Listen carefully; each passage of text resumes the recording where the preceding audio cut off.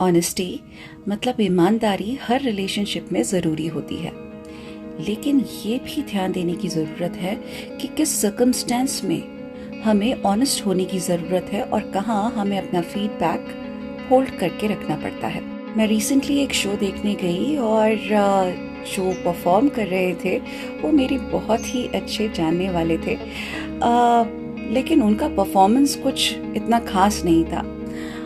जो परफॉर्मेंस है उसके बाद में जब वो मुझसे मिलने आए और उन्हें पता है कि मैं एक ऑनेस्ट पर्सन हूँ और एक फीडबैक की आकांक्षा में उन्होंने मुझसे पूछा कि आपको कैसा लगा।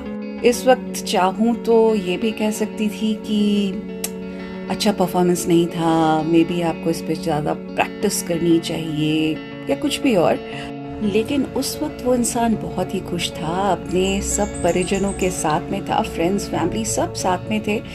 इस वक्त अगर मैं अपना ऑनेस्ट ओपिनियन उसको देती तो ये बहुत ही मीन होता और अनकाइंड भी रहता। इस सिचुएशन में आप ऑनेस्ट कैसे हो सकते हो?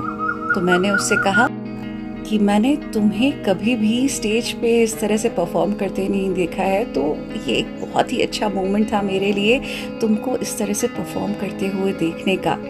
मुझे बहुत खुशी हुई जिस तरह से तुमने अपने आप को इतना अच्छे से सबके सामने पेश किया। मैंने उनसे कहा कि मैं बहुत ही प्राउड फील कर रही हूँ इस वक्त, क्योंकि उन्होंने इतनी कॉन्फिडेंटली अपने आप को कंडक्ट किया।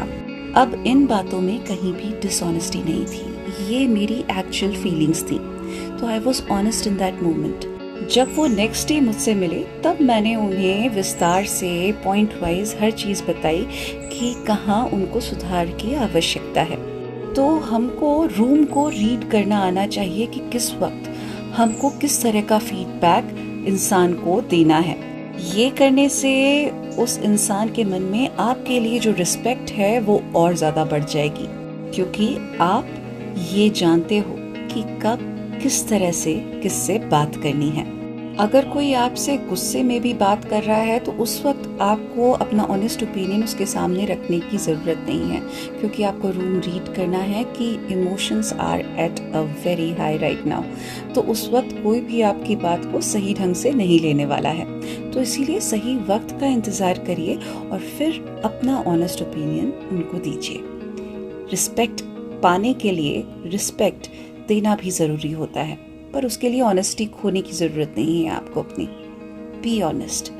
अच्छा, दूसरा सिनेरियो देखते हैं। अगर कोई किसी कंपटीशन में हार गया है तो उस वक्त वो दुखी फील कर रहा होता है, उस वक्त आप उसको अपना ऑनेस्ट फीडबैक नहीं दे सकते हो कि वो किस तरह से अपनी गलतियों को सुधार सकता है।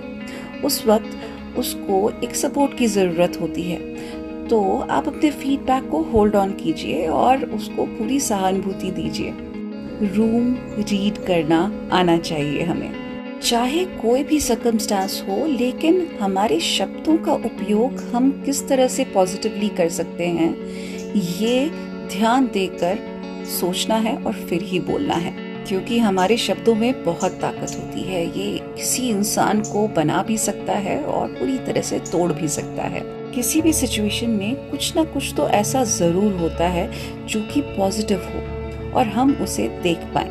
ईमानदारी का ये भी उद्देश्य होता है कि आगे भी लोग हमारे ऊपर विश्वास रख पाएं, और वो तभी होगा जब हम सच बोलेंगे, हमारी ईमानदारी को हम कंटेन करेंगे।